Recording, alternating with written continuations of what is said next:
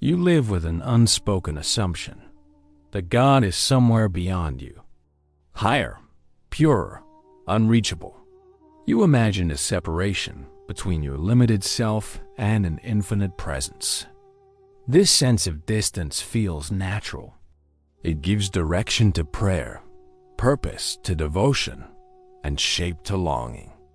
But Ibn Arabi questioned whether such distance could ever exist.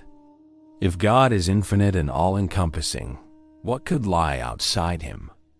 He claimed that separation is not a fact but a perception, a concept held by thought, not by being.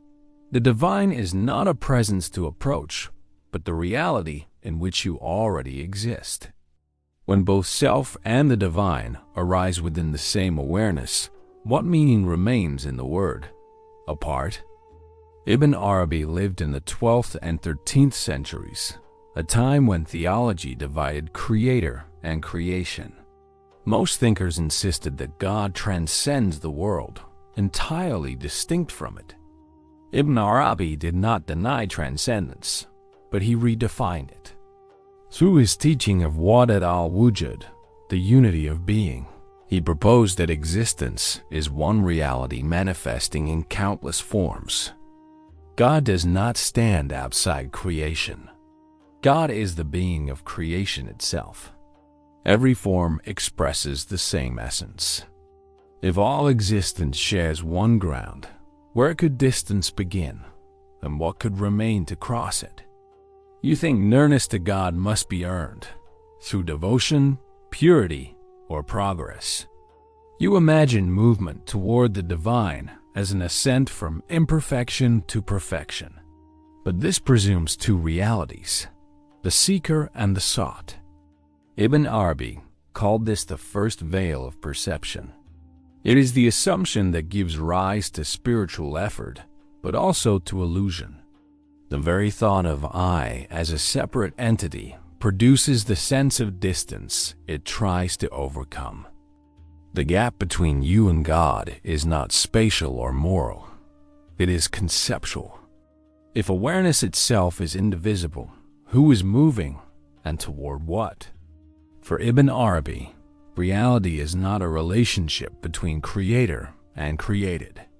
There is only one being, endlessly expressed, never divided. The divine does not observe the world from beyond. It is the ground of its appearance. Every existence, every perception, every thought unfolds within this single field.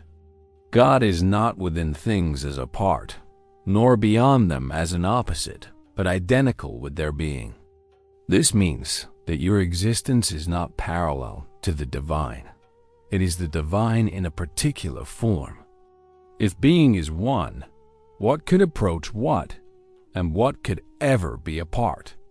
You feel distant because thought divides experience. The idea, I am here, immediately implies God is there. This duality belongs to language, not to reality. Ibn Arabi described it as the imagination of separation, a necessary condition for human awareness, but not a truth of being. Awareness cannot be apart from itself. It only seems divided when it identifies with a point within itself. What you call distance is simply the structure of perception misread as fact. If both perception and perceiver arise in the same awareness, can there ever be a true gap between them? Ibn Arabi taught that God does not create from outside, but manifests from within. Existence is divine self-disclosure, being revealing itself through infinite variation. Every form, including the human, is a site of divine awareness knowing itself. What appears as creation is God experiencing his own potential. Thus, the universe is not a creation separate from its source, but its continuous expression. The illusion of separation is not an error to correct, but a perspective within unity. You are not apart from God. You are God's own seeing of himself. If the observer and the observed share one essence, Can the act of observation create real distance? Your sense of self draws boundaries between you and others, between human and divine. It conceals unity by defining identity. Yet Ibn Arabi did not see the self as an obstacle to destroy. He saw it as a function of divine reflection, the means by which awareness recognizes itself in form. The ego separates only until it understands its purpose, to make awareness self-aware. When that understanding occurs, individuality loses its claim of ownership without disappearing. You do not vanish into God. You recognize that you were never distinct. If the self is both veil and gateway, what changes when you stop identifying with it and begin to see through it? Ibn Arabi often referred to the Quranic verse, "We are nearer to him than his jugular vein." For him, nearness was not proximity, but identity. God is nearer not because he approaches, but because he is what you call you. Nearness and distance exist only as concepts within the same unity. When the illusion of two dissolves, there is neither approach nor arrival, only being recognizing itself. The divine has never been absent, only misperceived. If God is nearer than the self that asks the question, what meaning remains in seeking what has never been elsewhere? You can think about unity, but thinking divides. The intellect can describe truth, but not touch it. Ibn Arabi distinguished between conceptual knowing and direct knowing. Ilm al-Hadark, knowledge through presence. This is not achieved by effort. It is recognized when thought grows quiet enough to see what is constant beneath it.